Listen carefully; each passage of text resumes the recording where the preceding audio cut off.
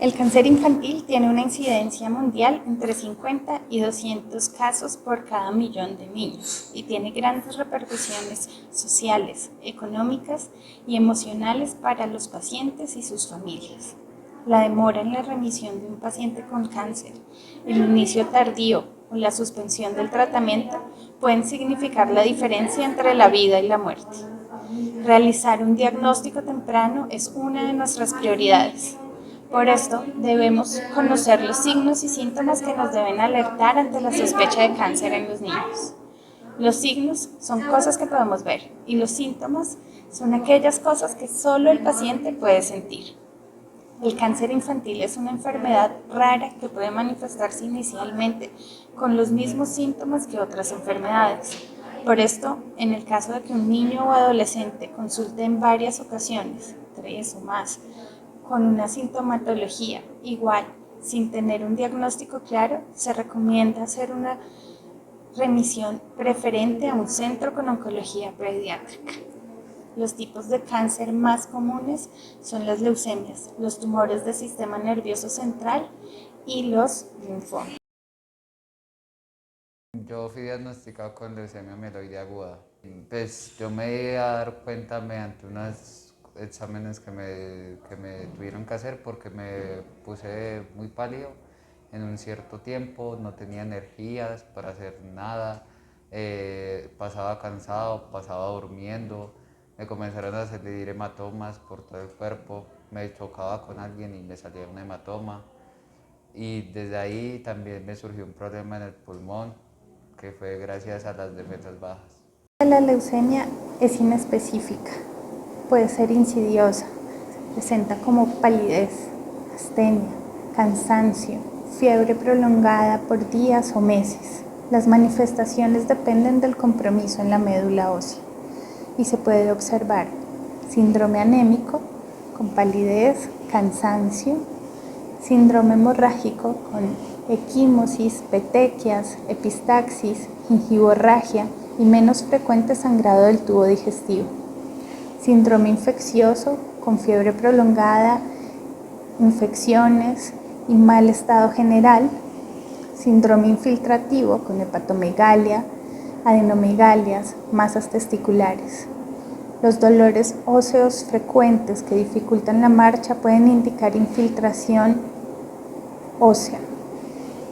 La infiltración del sistema nervioso central puede manifestarse con signos de hipertensión endocraniana, cefalea, náusea, vómito, alteraciones visuales, irritabilidad y alteraciones de los pares craneales.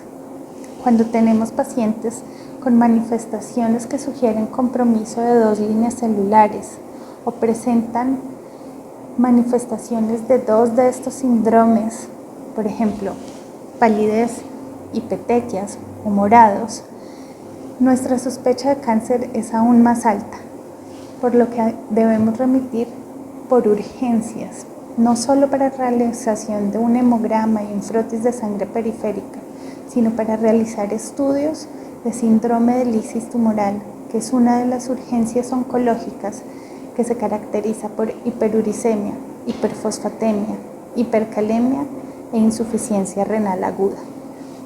Alrededor de hace un año empecé con puntos rojos o en las piernas o miembros inferiores, conocidos como petequias, y debido a que tenía cáncer, pues se me subió el ácido úrico produciéndome muchísimo dolor en las rodillas. Soy de Sogamoso, Boyacá. Debido a esto atendí urgencias. Los exámenes de allí me dijeron que el ácido úrico estaba muy alto y me remitieron directamente a Bogotá. Aquí entré internado en la UCI, donde me hicieron los estudios requeridos, y cerca del 16-17 de enero los exámenes y las biopsias arrojaron que tenía leucemia linfoblástica aguda. Los linfomas ocupan el tercer lugar en incidencia de cáncer. después de las leucemias y los tumores del sistema nervioso central. Clínicamente se manifiestan con signos de enfermedad generalizada, como palidez, astenia, anorexia y pérdida de peso. Los linfomas intratorácicos presentan masas mediastinales y se manifiestan con signos de compresión de vía aérea, como tos, y pueden presentar dificultad respiratoria y compresión de vena cava superior, que es una de las urgencias oncológicas que debemos vigilar, que se caracteriza por disfagia, disnea, edema de cuello y cara y de miembros superiores.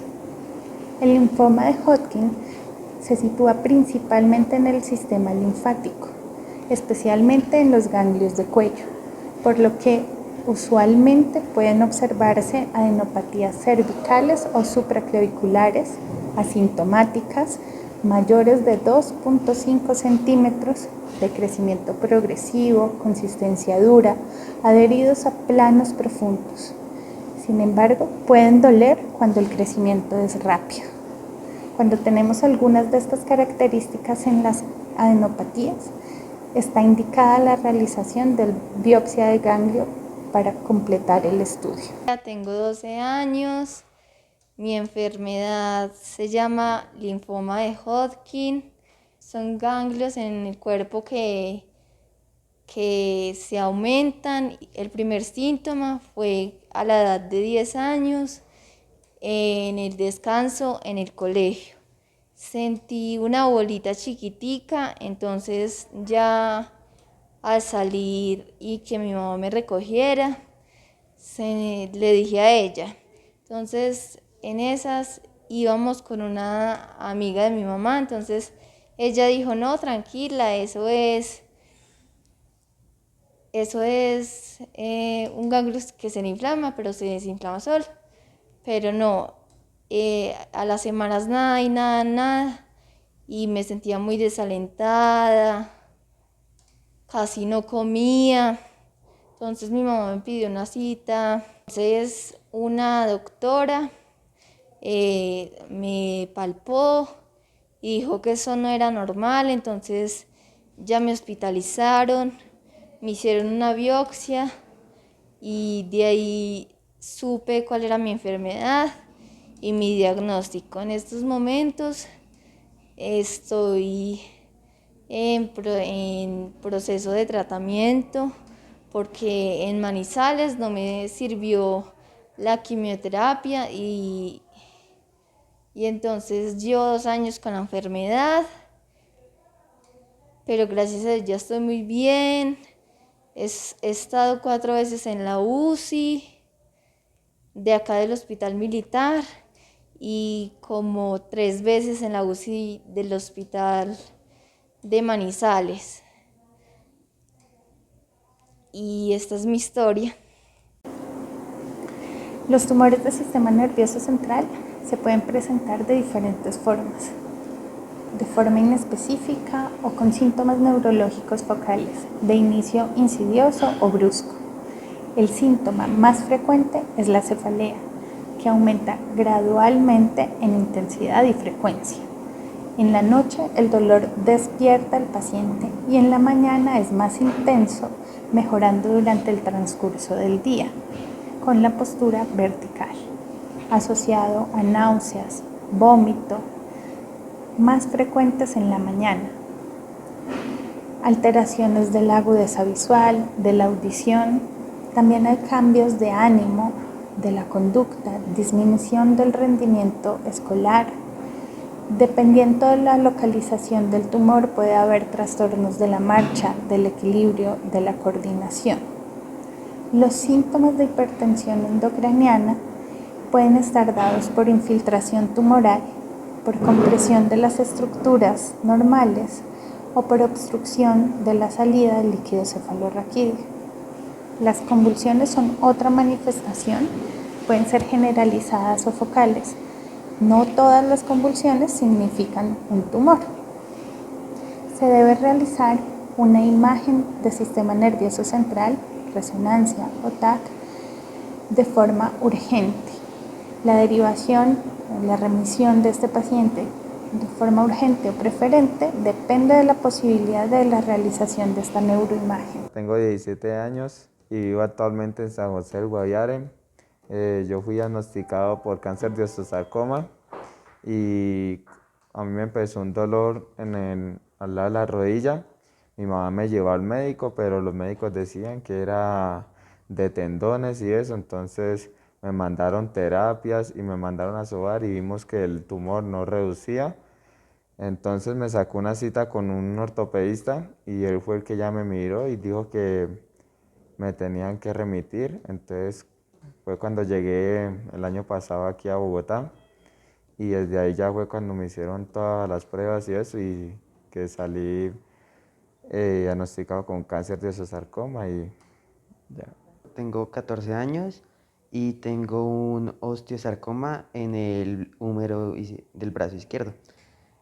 Todo empezó con un dolor que siempre lo tenía y a través de eso mis papás decidieron tomarme una radiografía.